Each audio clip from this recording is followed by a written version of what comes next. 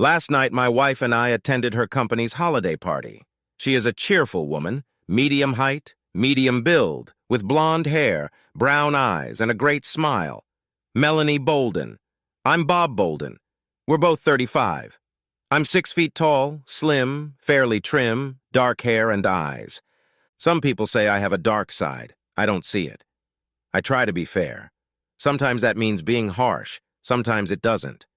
Mel works for a real estate agency, doing paperwork, bookkeeping, and general legal work. She is not a full-fledged lawyer, but has specialized training in the materials needed for her job. She has been working here for 6 years now, since our youngest went to school. We have a boy, Johnny, and a girl, Jenny. I work from home, mostly as a troubleshooter for a tech company. I travel from time to time, but no more than a week at a time, maybe 3 times a year. Since I'm home a lot, I have daily childcare responsibilities. Mel works pretty consistently 5 days a week, 8 to 5. Not much late-night work and no traveling. When I go to work, her parents fill in for me at home. Well, back to the holiday party. We've attended it every year since she went to work at J&J Homes. The firm employs 40 people, including staff and sales. Mel has an administrative assistant. Until recently, it was Jane Norworth, but she retired. A month ago, the firm hired a guy to replace Jane. I found out about it at a party, not before. When we got to the venue, a hotel conference room, Mel left me. I walked over to the open bar and grabbed a beer. I talked to a few people I'd met before at other events. One of them was Sally Bennett. Sally and Mel had started at the firm around the same time. Sally was pretty, but she was in her late 50s now. She came over to me and I gave her a brief hug. "How are you doing, Sally?" "Pretty good. All the kids are at school now. Harry and I are having a good time together." "Sounds great. Are you going to travel?" "Haven't decided at the moment. College is expensive, so... What do you think of the new employee?" "Who is it?" "Oh," she paused, looking at Mel. "Mel's new assistant, William Newson. He's the one talking to Mel right now." I looked over. Mel was talking to a young man about my height. He had blonde hair and a stocky build. In my opinion, he was in her space. I watched him for a minute or so. Mel didn't move away. "Sally, I never knew about the new employee. I think you might have something to say about that, don't you?" "Bob, I do wonder. He's been filling in for Jane for a month now." Come on, Sally. I can see you have something to say. Say it, please." "They're pretty friendly. They go out to lunch maybe twice a week, but... Bob, they don't stay long. You know what I mean." "You mean she didn't have sex with him at lunchtime? I'm assuming that's what you're saying. Don't use euphemisms." "I'm sure they haven't done it yet. I'm not sure how long that will last, especially since you haven't even been told about him." "I think I'll walk over and introduce myself." I nonchalantly approached Mel and her friend. Neither of them noticed my approach. I stood next to Mel. "Hi, Mel. Would you mind introducing me to your friend?" Mel blushed. "Oh, of course. This is Bill Newsom. He works at the firm now. Bill, this is my husband, Bob." Bill looked at me, seemingly with curiosity. He held out his hand for a handshake. I hesitated for a second, then grabbed his hand. He squeezed it, obviously as hard as he could. I smiled at him and hurt him at the same time. He bounced back a little. I let go of him. Mel was silent, but she noticed that man shit. I looked over at her. The music was playing. There was a dance floor. I took her by the elbow and led her there. It was a slow dance, and we held each other very close. I leaned back and looked at her. "Why didn't you mention this guy? Apparently you work closely with him. He took Jane's place." I felt her tense up. "He's my new assistant. I was sure I mentioned that." "Mel, I feel more insecure about a lot of things than I ever have before. Are you sleeping with this guy?" "No!" It was said with some ferocity, and the people around us noticed it. "Well, I know for a fact that you never mentioned him. I didn't know Jane had left, and I certainly didn't know anything about this guy. How close were you and him?" Not close. We work together almost every day, that's about it." "See, Mel, you just lied. You want to tell me about the lunches?" Shit. Someone... "What? Turned you in?" That's an eloquent answer. "Bob, I didn't do anything to him, I swear. The lunches. Well, he's nice. He invited me and, it's just lunch. But Mel, you gotta get rid of that crap. Don't mess with me, Mel. We have kids. If you have something going on with him, you need to stop it. How is that gonna happen if you work with him all day? The music stopped and a faster song started. There was no band, just the DJ. I pushed Mel away from me and whirled her around in a whirlwind. She smiled at me. We did this dance. We were both good dancers and we loved it. We stayed there for the rock number. We split up, danced with each other, split up, spun around each other. The dance we did was twisted and sexy. We found ourselves entwined in each other when the music stopped. I backed away from her and we walked over to the drink table and got some water. You're such a good dancer, Bobby. I won't ruin it. You're my man, no one else. She sort of whispered this as we left with our bottles of water. I'm glad to hear it. We were talking to her boss, John Stevens, when Bill came up. He said, "It was a real dance exhibition. Are you guys taking lessons?" Mel said, "No." She continued talking to John.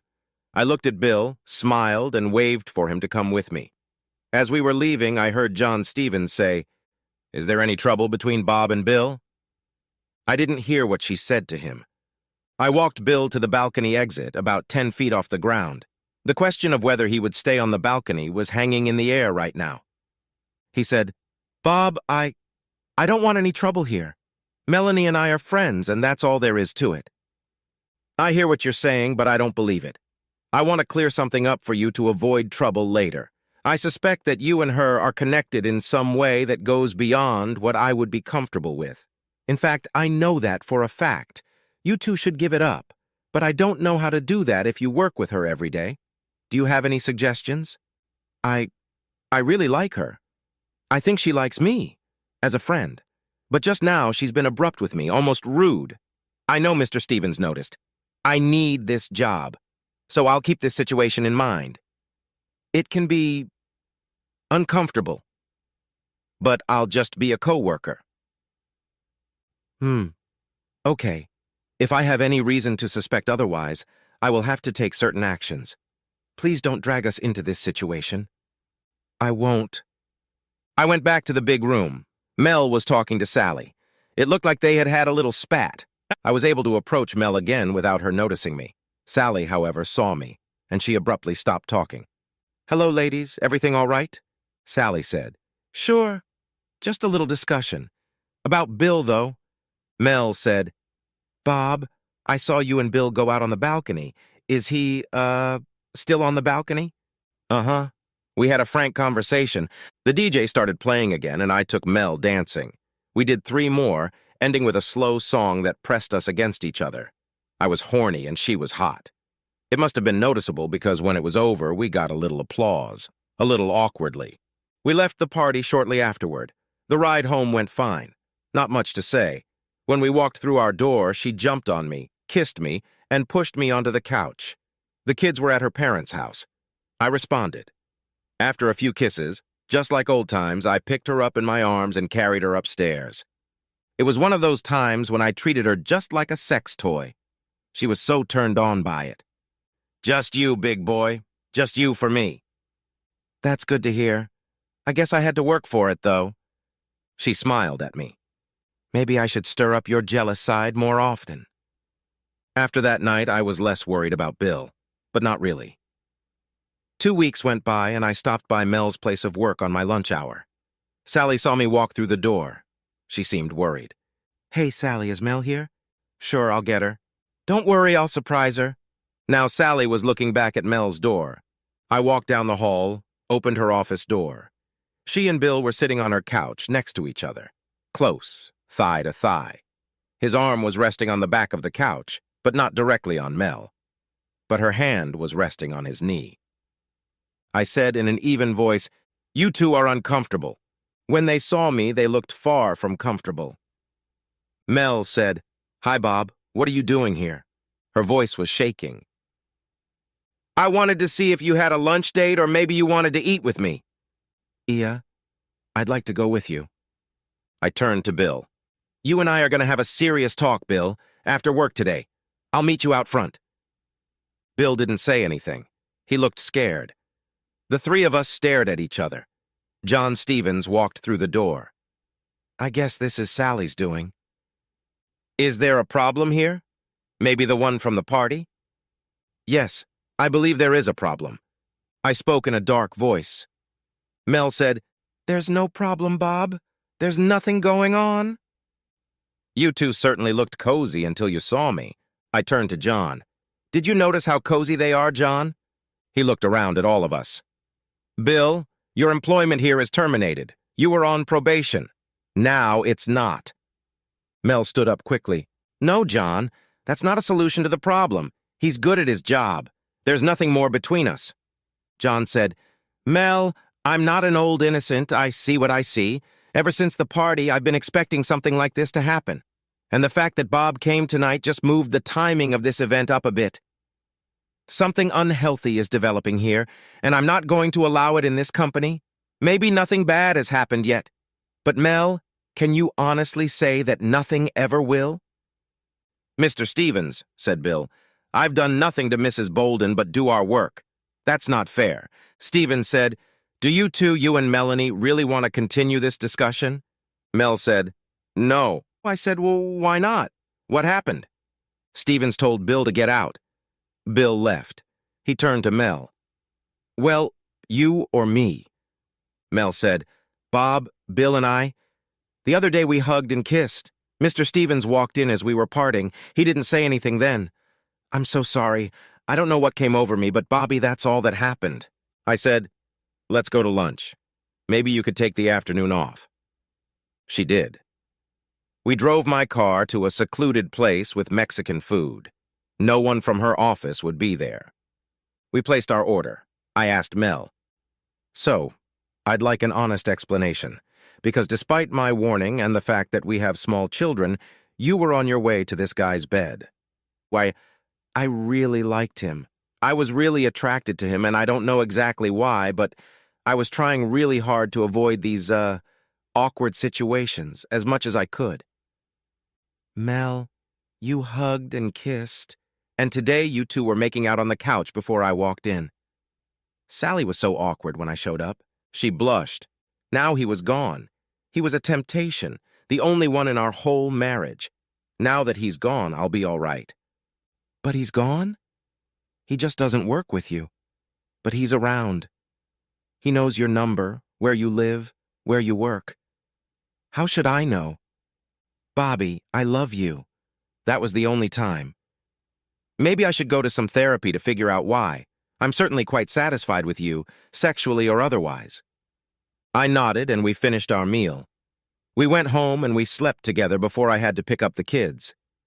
That night I did it again, this time with more love. When she fell asleep, I went downstairs and cloned her phone. I also installed a silent tracker and a text monitor. I didn't have anything that could take voice calls. The day after Mel left for work, I fiddled with her laptop so I could see on my phone what was going on there. I had absolutely no confidence in her, and indeed, around 11 in the morning, she got a call from Bill. It went on for 6 minutes. I drove up to her work. At 12:30, she went outside and left.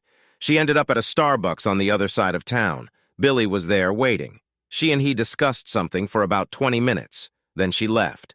I followed him. He went to an apartment complex, and I assumed he lived there. I watched until I had to go to the kids, and he never left. When Mel got home that evening, I asked how her day had been since Bill had been fired. It was fine. Tomorrow I'm interviewing applicants for the position. Anything else? Has he tried to contact you? He called. And? He said he was leaving town, going to his hometown.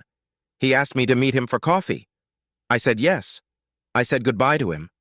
I felt I owed it to him to meet him face to face. Okay. When's he leaving? I don't know exactly, but it's not my concern anymore. Okay.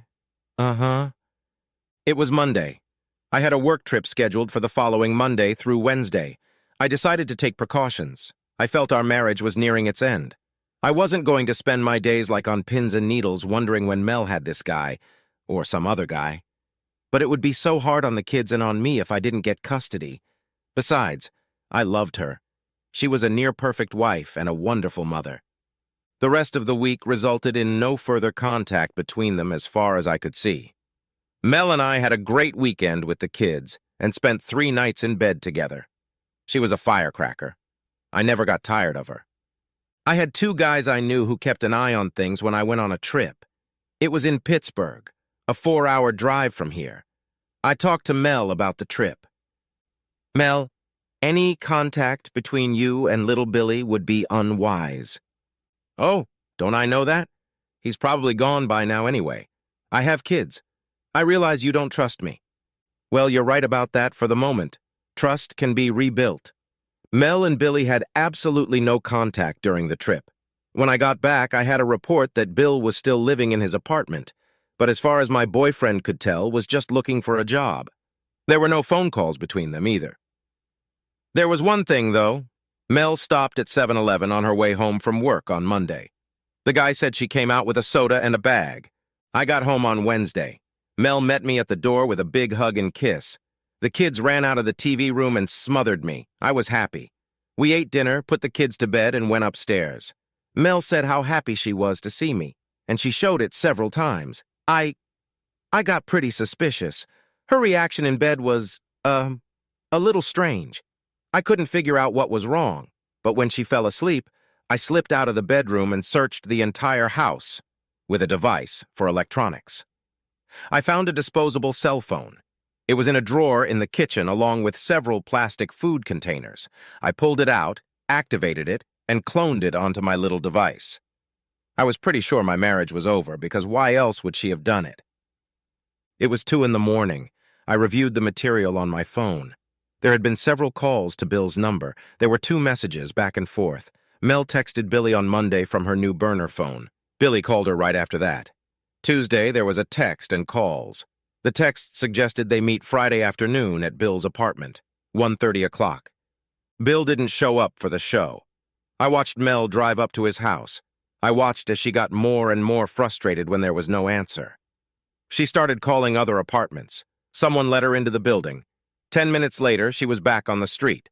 She looked around, drooped, walked back to her car, and drove away. I took no pleasure in the whole thing. It was just something that had to be done. No one should interfere in a marriage.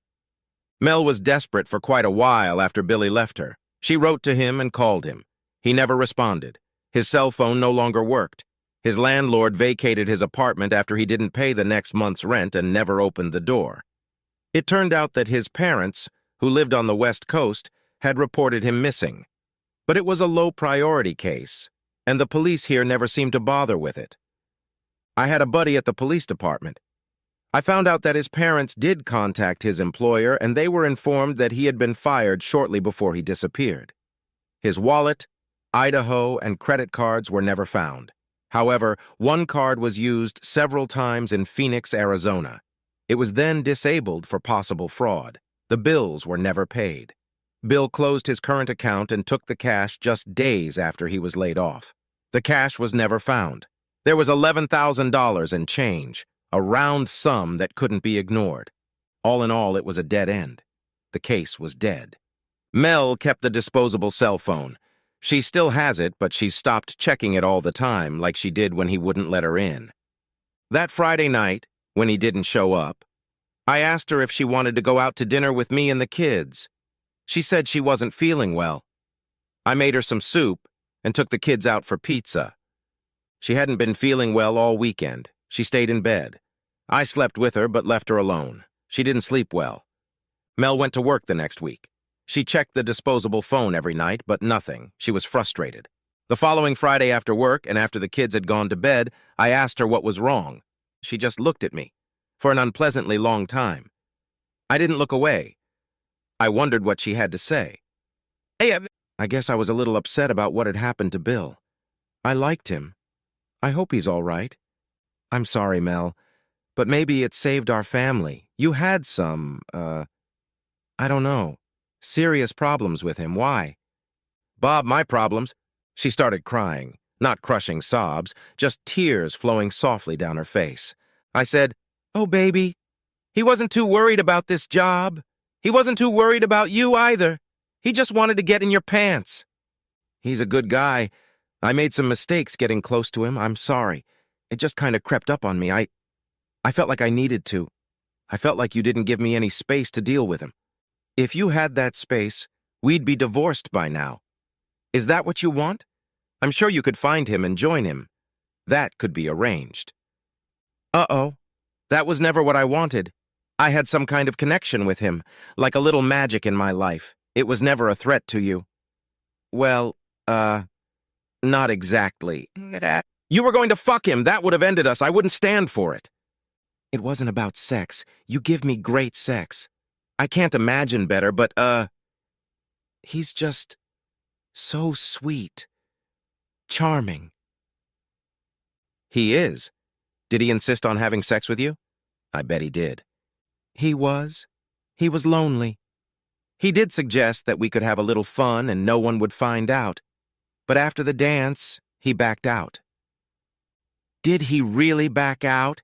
It was after the dance when I found you with him, and after the dance when you kissed him. He didn't back off. And you didn't either. How could you do that to your family? I didn't cheat. I didn't do it, did I? You would have, if he hadn't, fired. Where is he, Bob? You didn't do anything? Please, Bob. I have no idea where he is right now, do you? No. Did you see him after the cafe? No, that didn't happen. All right, then. We need to get on with our lives. Bill's a dead issue for me now. I hope you can let it go, too, and come back. Be a mom and a wife. Gradually, we got back to normal. Sometimes I caught her looking at me strangely. 2 years later, Mel had just given birth to our third child, a baby girl named Chloe. She was breastfeeding. One day after dinner, the doorbell rang. I opened it. There was a man standing there. He was about 65, gray-haired, but he looked familiar. He said, "Hello, I'm William Newsom. I was wondering if you have a few minutes. You and your wife. I'm trying to find my son, William. I invited him in. I bought him coffee." Mel went downstairs after putting the kids to bed. She cast one glance at him and sat down on the couch. I said, "This is William Newsom, Bill's father. He's here for—" "What?" He said, "We're looking for him. We haven't heard from him in 2 years. This doesn't sound like him, and I'm hoping to get some answers." Mel asked, "Why did you come here? I haven't seen him since he left our company." "I was told he was fired because the boss thought you were getting too close to him. Is that true?" "I did. That's true. And I guess he left town." Mel added, "I never saw him after that and never heard from him." William looked at her. "Mel, we have his phone records. He made several calls and sent messages to one number right after he was fired. Is that your number?" "No. I haven't had any contact with him." Mel's answer was soft but definite. "Well, I met him once at a coffee shop to say goodbye face to face. That's about it." William said, "He was always getting into trouble with women. He went after married women. He'd been fired before because of it. And now, I just wish he could stop. We warned him." He looked at Mel. "I'm sorry." She said, "It wasn't you. It was him. You don't have to apologize. I'm the one who should apologize." "No, he had a gift. He seduced his teacher his senior year of high school, made a big fuss right after his 18th birthday. She was married. She was fired and divorced. Mr. Newsom left. Mel seemed upset. She kept the burner phone in a nook of her dresser. I checked a few days later. The phone was gone. That was the last we heard from Mr. Newsom, or anyone else, about Bill. Mel was depressed again after his visit for a while, but then she perked up, and our life returned to a semblance of normalcy. The baby was taking up a lot of her time. I was happy that she had this occupation. Before the baby was born, our family life seemed a little empty, and our sex life, while good, seemed to lack a loving touch. After the baby was born, it came back. One night, lying in bed, she turned to me. "I think I had a strong addiction to Bill. I didn't see him for who he really was. I could have gone the way of that teacher." "I know you would have resisted. I believe in you." It was a lie I felt compelled to tell.